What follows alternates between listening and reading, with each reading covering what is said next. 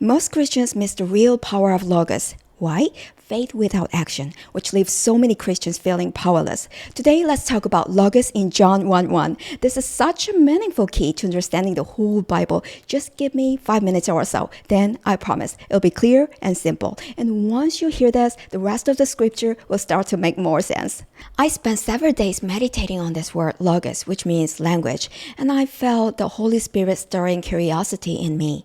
Then a few days later, Jesus began explaining it to me. I wrote it all down word for word. By the way, if you want to know how I do this kind of Bible journaling, balancing mind and heart together, click the card in the corner. It's a really practical method of Bible study.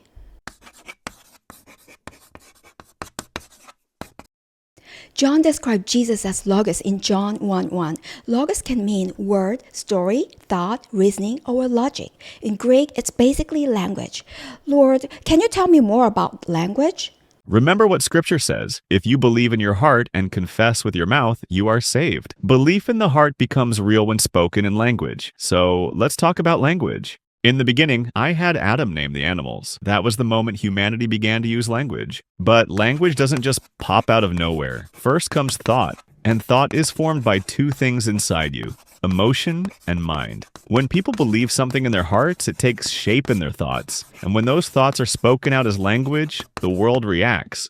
Think of Newton's principle of action and reaction. When one object collides with another, both respond. In the same way, when you release words, something responds whether in the spiritual or physical world.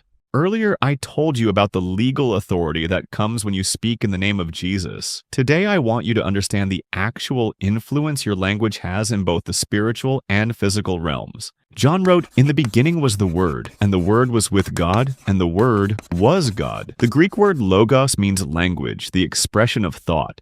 So when John says God created and rules the world through logos, it doesn't mean that God is language itself, but that he works through language. It would be wrong to think God has no being and only word, because logos always implies a subject, a real person behind the thought. Lord, you also said humans are made in your image, which means we too are beings who use language.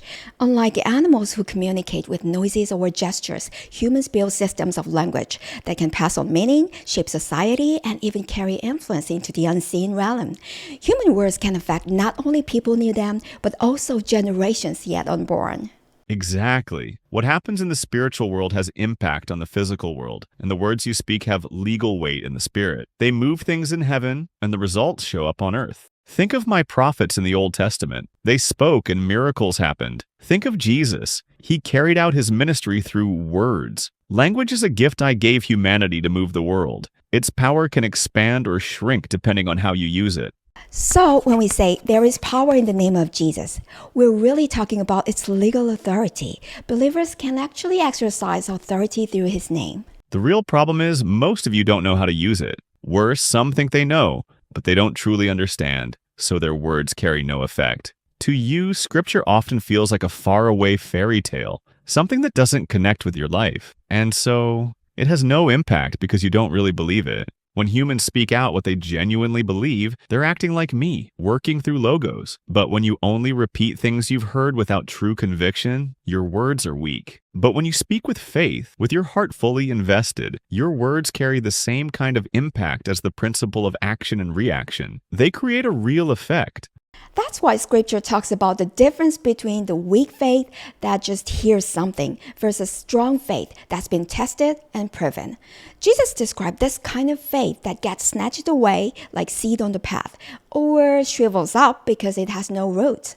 Knowledge by itself is weak. Many churchgoers think they know, but because they've never put it into practice, their faith remains fragile. That's why even though they know about the authority of Jesus' name, they don't actually experience its power. This comes from the way churches have set up their worship system. Lots of listening, but very little practicing. James was right. Faith without action is dead. But notice, faith comes by hearing doesn't mean hearing human sermons, but hearing God's living word directly. And when Jesus says living word, he doesn't mean words filtered through a pastor. He means words you hear directly from God, your own experience with God, and which no one can steal. And to act on what you've heard, you need the invisible guidance of the Holy Spirit, like the wind Jesus spoke of in John 3:8. If all your faith actions came from what a human pastor said, then you wouldn't need the Holy Spirit at all. But that's just empty religion. It has nothing to do with me. My true church is alive because the Spirit personally leads and moves each person. Reject that Spirit, and your church is just another man-made religion, idolatry in my eyes. You could spend your whole life attending church and still end up in hell, because what matters is whether the Spirit of life is truly in you. Paul said, "Continue in what you have believed and become convinced of." That doesn't mean sit safely in your religious habits. It means don't fall away from the place where you've met me and grown in real conviction through experience. So, how do scholars see Logos? Greek philosophers said it was the rational force of the universe. Jewish thinkers saw it as God's creative word at work in the world. The early church fathers called it the eternal Christ, present from the beginning. And many modern scholars describe it as God's self-revelation, his living word. Whichever way you put it, Logos is the key to understanding Jesus and the whole Bible. And that's what this channel is about, Bible study with Jesus. Here, we don't just explain scripture, we listen for the living word of Jesus, we test whether it's really true, and we study it together in a way that connects to real life. If you want to keep unlocking the word, don't forget to subscribe, because this is just the beginning. NRK.